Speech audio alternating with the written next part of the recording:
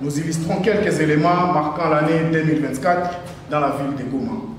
Nous sommes le 10 janvier 2024, le maire de la ville a pris une décision interdisant l'arrêt de circulation moto dans la ville de Goma à partir de 18 h juste, une décision qui continue à produire des faits dans la ville jusqu'aujourd'hui.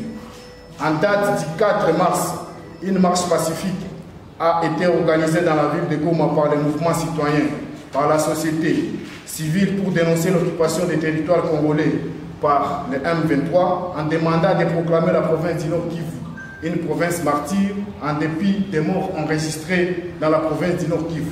Malheureusement, aucune réponse n'a été donnée par les autorités. Le 16 mars 2024, l'investiture des conseillers communaux de Karissimbi à Goma, qui malheureusement ne sont pas pris en charge jusqu'aujourd'hui par le gouvernement. Le 29 avril 2024, une marche a été organisée pour demander la libération des activistes des droits humains, notamment Mamou Siondungo. Les étudiants arrêtés dans une manifestation. Jusqu'à présent, certains sont en prison de Mouzézé à Goma et aucune suite favorable à la requête.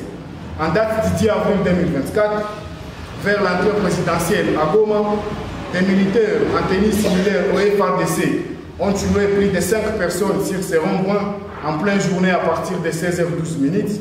Un événement qui a fait couler l'encre de la population et plaire aussi, où une fille dénommée Biamou Sylvie de Meseta a perdu vie suite à cet événement. Un jeune garçon représentant les étudiants, les élèves dans un institut de la place a aussi perdu la vie dans cet événement. En date du 12 avril 2024, un des collectifs a été organisé par les mouvements citoyens pour décrier plusieurs morts dans la province du Nord Kivu, notamment à Debeli, au Icha et Mangina, tués par les ADF NALU. Une situation qui continue jusqu'aujourd'hui dans la province du Nord Kivu.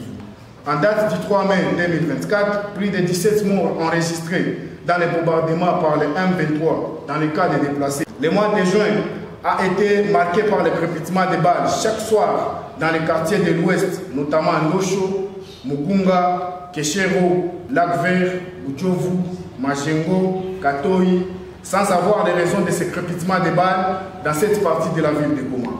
En date du 2 juillet 2024, la représentation des étudiants du Congo section Nord Kivu avait organisé un deuil collectif à Goma sur les tueries des civils dans la partie est de la République démocratique du Congo, appelant l'autorité à une implication pour éradiquer ces phénomènes. Mais malheureusement, ces tueries continuent dans cette partie de la République.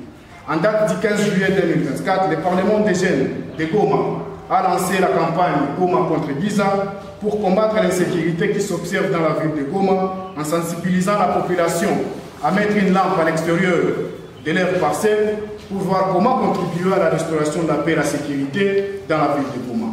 En date du 14 au 16 août, plus de 3 jeunes tués dans différents quartiers de la ville de Goma, notamment dans les quartiers Mabanga Nord et Mabanga Sud, où un jeune de 24 ans répondant au nom de Bellamy a été tué par des porteurs d'armes non autrement identifiés, un vendeur d'unités tué aussi par des porteurs d'armes dans le quartier Majengo, qui malheureusement jusqu'aujourd'hui, en date du 2 septembre 2024, plus de 268 corps enterrés par l'autorité nationale des droits humains à Goma, un événement qui laisse l'interrogation jusqu'aujourd'hui.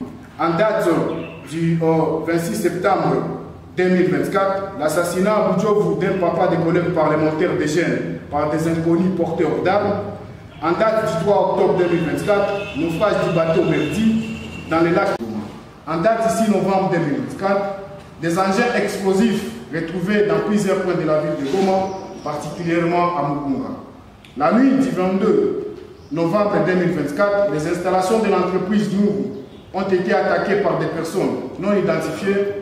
Encore jusqu'ici, dossier à suivre. En octobre 2024, Mouindo Gerlas, jeune entrepreneur détenteur d'une maison et revendeur de crédit, tué par des bandits armés près de son domicile vers le marché Virunga.